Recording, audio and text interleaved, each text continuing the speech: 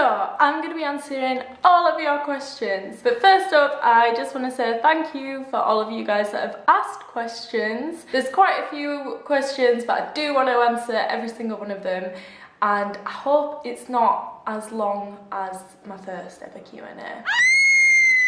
So let's just jump right into it.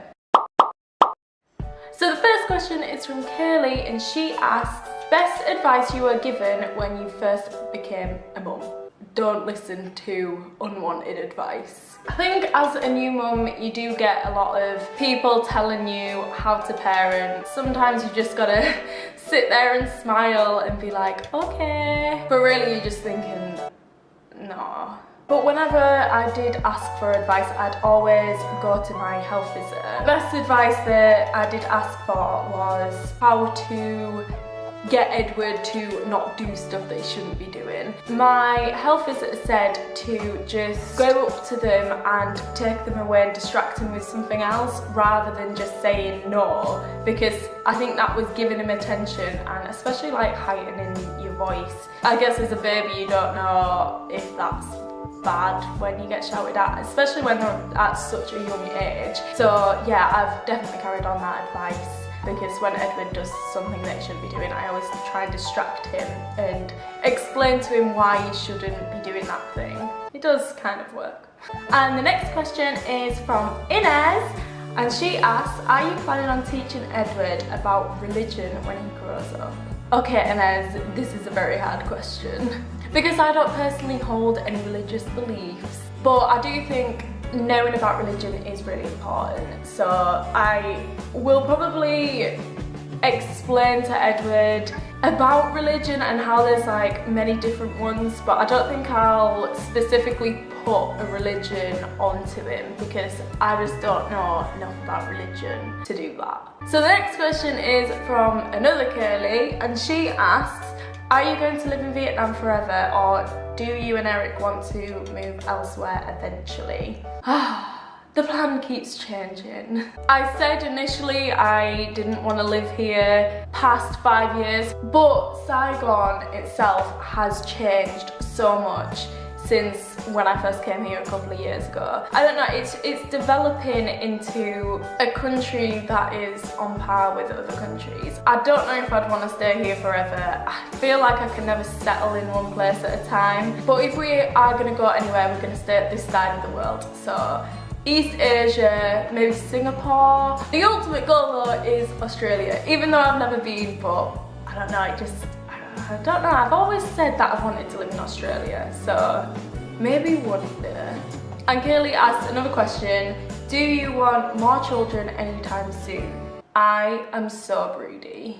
If I could be handed a 6-month-old, already potty trained, and it has just my genetics, that would be perfect. I do definitely want more children though, but at the moment, it's not a very good time. I mean, when I first got pregnant, it wasn't a good time. I just feel like we need to plan it a little bit better this time. And the next question is from Megan. She asks, your favourite memory from primary school? Okay, so Megan was my best friend during primary school, but I left primary in year 6 to move to another town like 60 miles away. So my best memory from primary school definitely was when me and Megan would just play Titanic. You knew that was coming. I remember one time I was like pretending to be Rose, and I was hanging off of the bars where the door was, and someone like came and slammed the door open onto my hand, and I still have a scar on my hand now. And connecting to this story actually, I remember one time we were in class and Megan said to me, oh, I really need to tell you something when we leave. And for the whole lesson I was thinking, oh, no, just tell me now, why has she told me this? Making me really paranoid like and excited of what she was going to tell me. And then when we got outside of class she was like, I want to call you Moon Scar. I was like, is that it? But I'll always remember that because I still use that on people now. Tell people they're gonna know something and then it's just completely an anticlimax. Oh, and another thing, I remember when Megan got her head stuck between these fence bars and the fire brigade had to come. The next question is from Carl and he asks, do you want to kill Eric yet? Bitch, I wanted to kill Eric from about 4 months into our relationship. And he asks, how's potty training going? I'm gonna take this opportunity to ask, how the hell do you potty train a toddler that just doesn't sit still? So yeah, not very well. And Carl asks another question, how is life in Vietnam different to the UK? I think the main thing is that you need to clean up everything. I think Carl probably knows that I'm the messiest person ever. But here, if you don't clean up that crumb on the side, there's gonna be a trail of thousands of ants. So yeah, I'm definitely learning how to clean. Another thing is, everything is really cheap. It's really easy to live here. I have virtually no stress. Even though I don't even have a job yet, I'm studying and I'm actually enjoying it. Whereas I think in the UK, especially in winter time, I did find it really hard to study for my TEFL whilst I was in the UK. But here, there's no stress. I'm just going with it and I'm learning grammar. The next question is from Hanukkah. I think that's how you pronounce your name. I did Google it, so correct me if I'm wrong. Yes, so she asked the process of moving to Vietnam. So the process is relatively easy. For visas, you just need to apply online. It's not like an American visa where you need to go to an interview. So that was fairly easy. Apart from when you do apply for a visa online, you need to be really careful for sketchy companies. But yeah, definitely one of the reasons why we chose to come here and Eric not to the UK, because that was a way more complicated process. Becca asks, you coming to live with me yet? Let's give it another month and we'll see if I still like Eric. The next question is from Megan, another Megan. What are some things you and Eric did together when you were long distance, and did it change with Edward? So the main things that you can do in a relationship is Skype and watch films together at the same time. Oh, and another thing that we would do is order each other things online. So this was really good for Eric getting stuff for Edward, because then he would just order it on the UK Amazon and it would come to us. So it was like from him, but he didn't have to send it overseas. So that was really good. But yeah, the things that changed when Edward was born was we definitely didn't watch as many films and we had more scheduled Skype sessions. Just because it was like in a routine with Edward and a routine with my work and things. Okay, so the next questions, there's quite a lot here, are from Sarah. I'll try not to complain too much in these answers.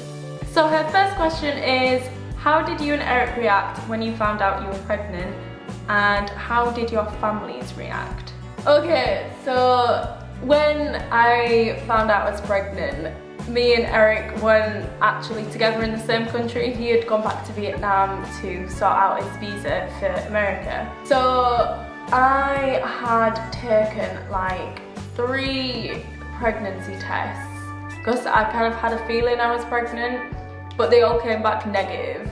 So with that, me and Eric were like quite disappointed actually. Edward wasn't essentially planned, but we still wanted to have a baby, we just knew it wasn't at the right time. And then about a week later I took another pregnancy test and had a really faint line.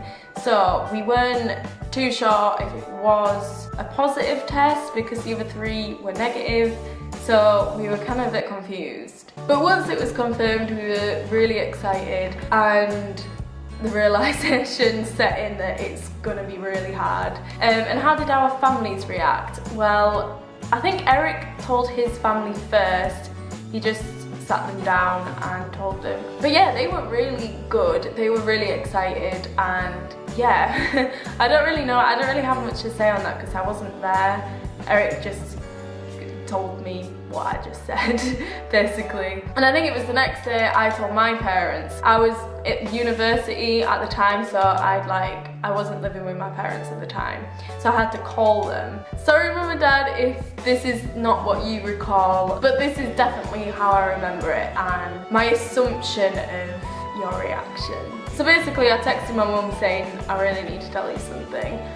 And then I called her, I was on loudspeaker, and then I just told her. And then they hung up on me. I called them back after they hung up and asked like what happened, and my mum says because we have a dog that's really nervous, apparently she jumped up onto the sofa and that knocked the key. Yeah, the phone hung up from that. But yeah, I don't know really.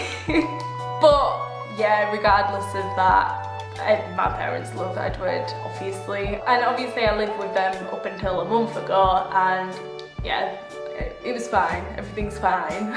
If you have another baby, will it have a Vietnam passport? This is something that me and Eric have been discussing. I think because we have the option, we would have the baby in the UK, so it could have a UK passport.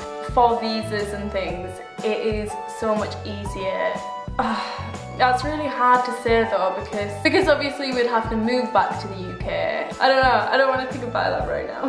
Another question is, how often will you see your family and will you go back to England? So my mum has just booked her flights to come over in April for Edward's birthday, so very exciting, but my dad won't fly, so he won't see us until next year, and I am going back for my best friend's wedding where I'm going to be a bridesmaid, February 2020. But yeah, I think we'll come back to the UK maybe once a year. Will you learn Vietnamese? Yes, I am trying to learn. It's very hard, but now that I'm learning to teach English, I'm finding it easier to learn Vietnamese because I understand the way that language is taught, so I am getting a little bit better, and it's definitely beneficial because Edward's going to be bilingual and obviously I want to know what he's saying when he talks Vietnamese. Another question from Sarah is, do you regret having a baby at uni? And to be honest, if I wasn't pregnant during university, I wouldn't have got a first in my degree because I would still have been going out drinking and doing all that stuff. But at least I got the pregnancy out of the way with my degree at the same time. I don't know, but no, I don't regret it. She also asked, do you have any regrets? I used to live on regrets. I used to live on what ifs. I figured out when I had therapy that a lot of my depression and anxiety was coming from regrets and what ifs. So now I don't regret things at all. I definitely think too much before I do something, but I never not do something as well. Not doing something and thinking, what if I could have done that, is worse than having a regret. The next question is from Chepo, and he asks, well, he says, tell me funny Eric stories. Eric! Can you tell me a funny story? No. Yeah! Tell me a funny Eric story. Okay, maybe that's for a whole other video that needs to be thought out. And the final question is from Eric himself. Do you love Eric? Yeah, I do. Okay, so that's the end of those questions. Thank you so much to everyone that asked the questions. I hope you enjoyed the video. Please subscribe and give it a thumbs up. Thank you for watching. Okay, bye.